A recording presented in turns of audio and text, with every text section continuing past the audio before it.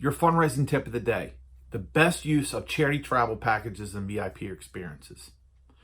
We have to understand in fundraising events, the normal donated trip that we're used to are getting somebody's vacation home or the condo for the weekend.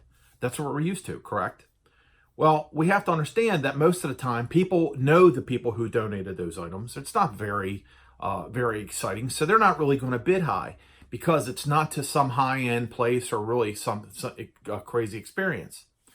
So we have to get these trips in order to attract people. It's very attractive because most of the events in the area have those same types of things: somebody's vacation home or their condominium.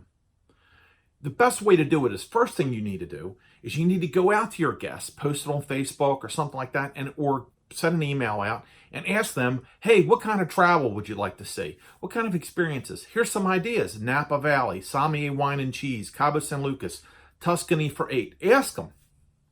The second thing is we have to understand, don't think for your crowd. You may not think. You may say, hey, our people don't have that kind of money here, but you have no idea what people can afford. Because if you put up a $500 or $100 item, what maximum are they going to spend on it? You know, the reality, people are only paying a quarter, an eighth to a quarter of retail on any silent or live auction for donated items. But let's just say $100 is only going to bring you $100. So don't think for yourself what you can afford. Try to think what will excite your guests. The next thing is this. One of these really great trips, for instance, our Sommelier Wine and Cheese trip, which is our #1 selling trip in the United States, VIP experience to Sonoma Valley. This is the best trip that we had. Take a look. Round trip airfare for 2, going out to Sonoma, staying at a Sonoma Inn and Spa, Fairmont Inn and Spa out there, going to do a private tasting at the Maryvale Winery, Meats and Cheeses. It's incredible. So that's going to excite people. That absolutely is going to excite people. But if you put up an item that's only worth $100, what are they going to pay? You don't know what kind of money's in the crowd until you try, speculate, right? What is that going to do? Let's say you didn't know the crowd, and all of a sudden the auctioneer is selling this trip, and somebody raises their hand and they're paying $5,000, $10,000, whatever. That's a great way for you to identify who your potential big donors are. Am I right? So after your event, the post-event, you go back and you think, hey, Joe Smith and Mary Smith, they just spent $5,000. Maybe we need to talk to them about potential donors. It's a great way to identify them. The other thing is that the charity myth is that the consignment items pull away from your donated items. That's not the truth at all. In fact, it's the exact opposite. People think that money is pulled away from their donated items.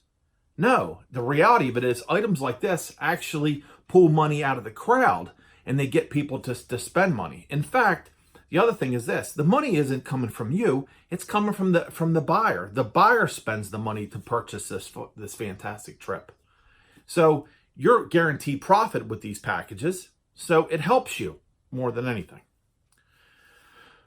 Also, another great thing to do is find an underwriter, find a sponsor, somebody to sponsor the package, and you could put ABC Realty, sponsored this item. The auctioneer can read that off. They sponsored the item. They give you the money, and then you keep 100% of it.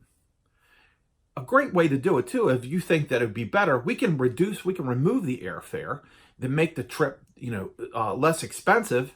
But most of the time, when people are wanting something like this, the airfare is very attractive. Then they ask, hey, does it come with airfare? So you may want to leave that on there. The last and final thing is this. One great way of the use of these items is something called a winner's choice raffle.